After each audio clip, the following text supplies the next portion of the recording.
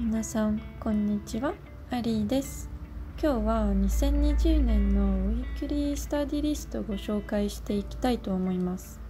2020年に毎日日本語を勉強したんですが、毎週の月曜日にこの勉強の計画をこのノートに書きました。まずはこのノートを紹介したいと思います。無印のハードカバーのあるノートなんですが、実はこのノートをセットアップした時に単語ノートとして使いたかったんですね。なので最初の部分、他のビデオでご紹介しようと思います。というわけで、このノートをひっくり返して2020年のスタディリストが書いてあります。ではまずはじめに2020年のウィーク1がハーフウィークだったのでウィーク2から始めました。そしてスタディリストっていうのはどの教材で勉強したいことだし、何を勉強したいことだし、そしてどのぐらい何を実際に勉強したのか全部まとめているというのリストです。去年私のスタイルを探してて、ちなみに今のところは最初のリストに比べて全然違います。はい、ということで始めましょう。基本的にこのリストを見たらハイライトしたアイテムだけ計画の通りに勉強したの分かります。最初のデザインはめちゃくちゃシンプルだったんですね。このウィークからちょっとだけカテゴリーでアイテムを集めてみたんですが、次の週にも諦めたそうですね。その時のカテゴリーは読み、聞き、話、漢字、そして教科書と小説の名前だったんですね。ウィーク9からそれぞれのカテゴリーがまた出てきますね。でも今回は読みやすくなりました。読解、文法、聴解、そして漢字と漢字じゃないね。文字と語彙が書いてあります。そのページは同じです。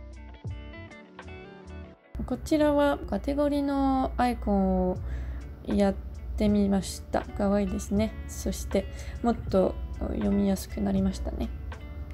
で、こちらは初めての週のスタディゴール、また勉強の目標を書きました。この週からまたシステムを考えると、他のシステムをやってみました。上の部分で使っていた教材と読んでいた小説を記録しましたし、この表で毎日実際に何を勉強したのを記録しました。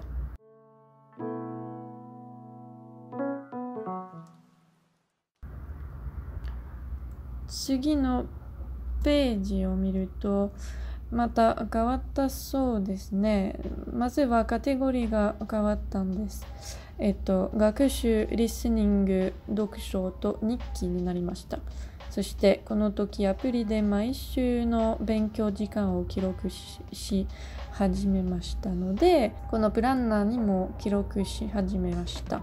アプリはフリップっていうアプリだったんです。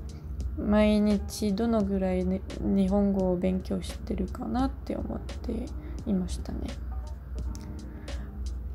こちらは教科書のそれぞれの章を区切り始めて本当に助かりました。このシンプルなコツでやる気が出てくるって思ってびっくりしました。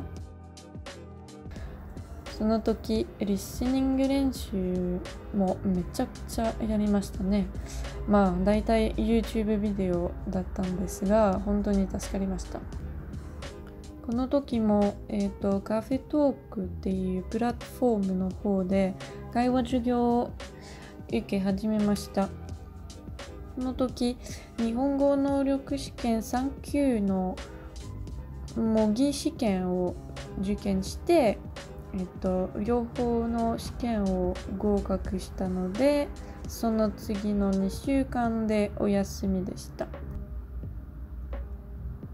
その後、勉強時間を記録しやめました。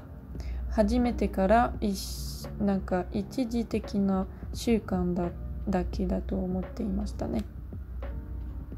こちらは初めてスケジュールをやってみました。最初は週の毎日にどの勉強に中心したいのか記録しました。そしてそのものを実際に勉強したかどうか記録しました。最初は毎日一つのアイテムだけ書いてあったんですが、結局勉強朝勉強、昼勉強、夕方勉強を記録したかったんですね。10月の最後の2週間は、お休みだったので、その時引っ越ししました。なので、その時あんまり勉強してなかったけど、ハリーポッターを読みました。お休みの後にもっと読みやすいデザインの欲しかったので、このデザインにしました。上の表で毎日どのスキルを練習したのか、こういうカラフルな丸で記録し始めました。そして下の部分は前と同じです。カテゴリーは読書、文法、リスニング、会話と作文になりました。で、これから漢字のカテゴリーを加えました。このやり方本当にお気に入りになったので、2021年に続けていこうと思います。下の部分に教材の記録の代わりに、この教材で今週のゴールは何って書きましたね。目標を達成するために本当に助かったので、2021年にこのシステムも続けていきたいと思います。はい、ということで今日のビデオはこんな感じになりました。皆さんどうでしたか？言語の勉強、プランナーとか持っていますか？コメント欄で教えてくださいね。そして紹介したやり方にやりたいことがあったらぜひやってみてくださいね。また次のビデオでお会いしましょう。アリの夢のアリでした。